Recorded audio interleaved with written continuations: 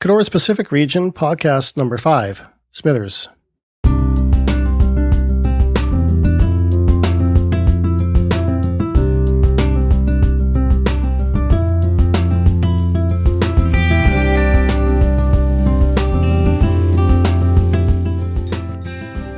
The Smithers Aerodrome is located in north-central British Columbia, 3 nautical miles north of the town of Smithers. Runway 1533 is asphalt, 7,544 feet long and 150 feet wide, with a partial taxiway. The aerodrome elevation is 1,716 feet. The aerodrome is in a Class Echo control zone within 5 nautical miles, within a larger control area extension. Class Golf surrounds that. The aerodrome has instrument approaches, and there is a mix of scheduled commercial and GA traffic. It is served by a flight service station, staffing a mandatory frequency during the day. In this episode, we have 4 Kedoras reports occurring at Smithers to discuss. I'm Brad Crockett, a private pilot, single-engine land. Joining me is Steve Morley of Visions Flight Services. Hi again, Steve. Hi, Brad, and everyone. Our first report is Kedoras number 1998P0499. Nav Canada reports that on July 30th, 1998, a Cessna Caravan, registration November 9680 Bravo, callsign Jumpship 1, departed Smithers Airport at 1906 Zulu with intentions to drop 6 parajumpers 5 nautical miles to the southeast. When asked, the pilot advised he had an operating certificate for the jump.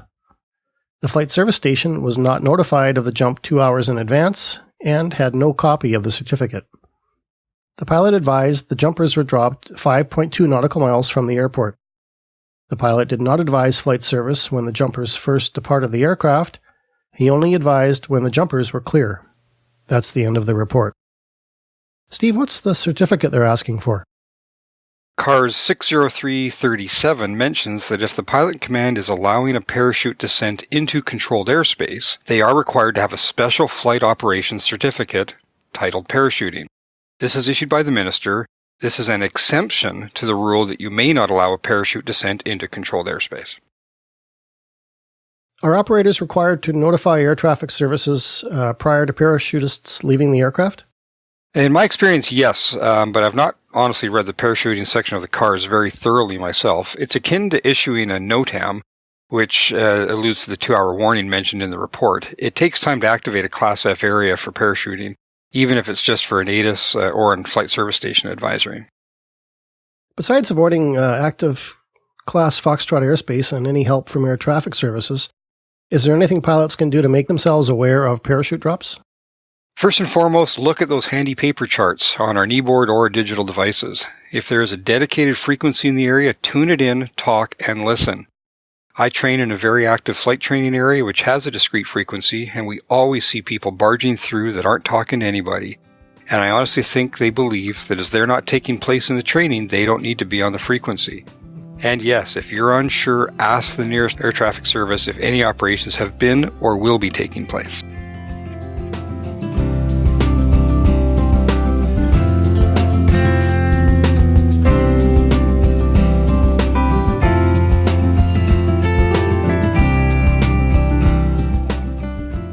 Our second report is Kedoras number 2004P1669.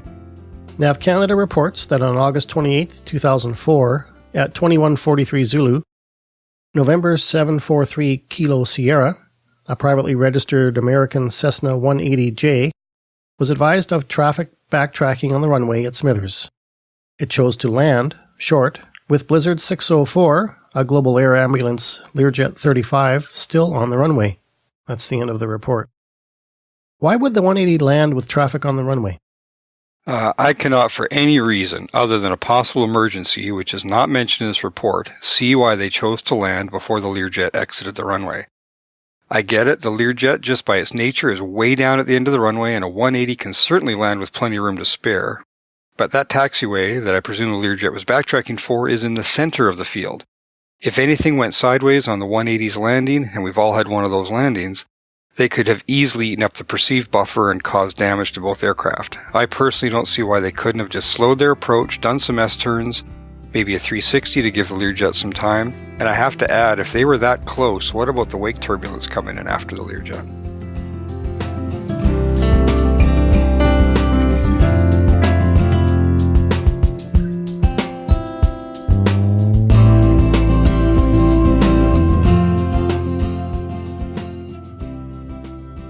Our third report is Cador's number 2010 P0988.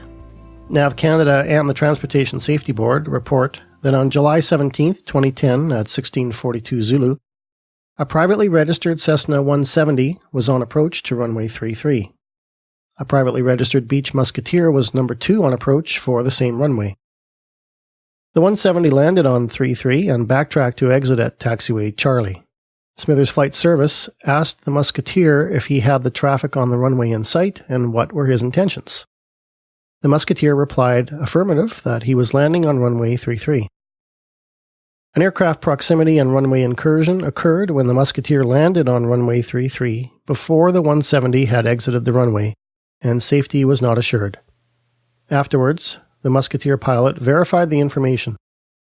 The pilot was fully aware of the position of the 170 and felt that given the 170 had started to turn off the runway and there was incoming traffic following, landing was the safest option. Oral counsel was provided regarding runway incursions. That's the end of the report. In this case, we have the pilot's reasons for landing on the runway. Are there legal consequences for doing this? I don't know for sure about the legal consequences, but quite a lot was done to, in my opinion, educate the Musketeer pilots about runway incursions, which indeed means that the pilot's information was certainly taken down and filed away at the very least. As in the previous report, I'm not sure why this pilot didn't slow things down a bit for proper spacing. We all hate making the guy behind us go around, but to compromise safety is taking it a bit too far. I would like to think that I would have made a radio call indicating that I was slowing down, thereby allowing the next pilot in line to do the same thing. If the flight behind me was something like a medevac, I probably would have opted to go around myself, freeing up the runway for them to get in.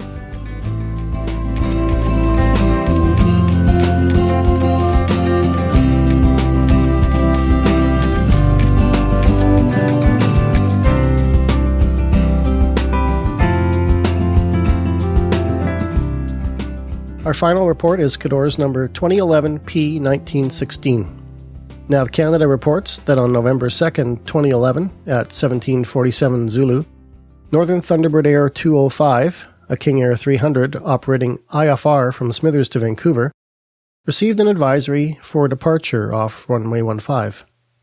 The advisory included that Northern Thunderbird Air 928, a Beech 1900 operating IFR from Smithers to Watson Lake, was taxiing for departure runway 33. 928 advised he would hold short of runway 33. At 1747 Zulu, 205 advised that they were rolling. The flight service station observed 928 crossing the hold line and questioned his intentions. 928 immediately stopped and 205 aborted their takeoff.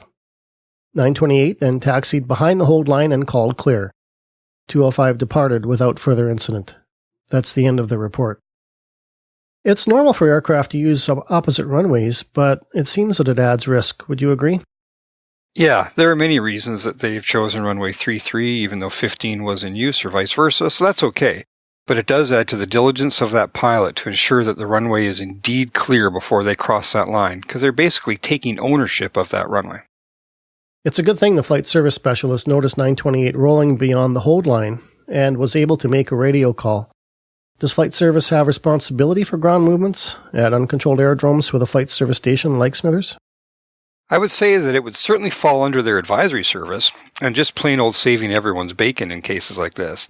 They still do not control anyone, but pointing out a possible conflict and potential accident is everyone's responsibility. Doing so with the appropriate, shall we say, urgency is always appreciated too. Could other aircraft have blocked the frequency and prevented the flight service specialist from making this call? Yes, that's certainly a good point. We are pilots, and it always comes down to our responsibility to ensure that what we do is both legal and safe.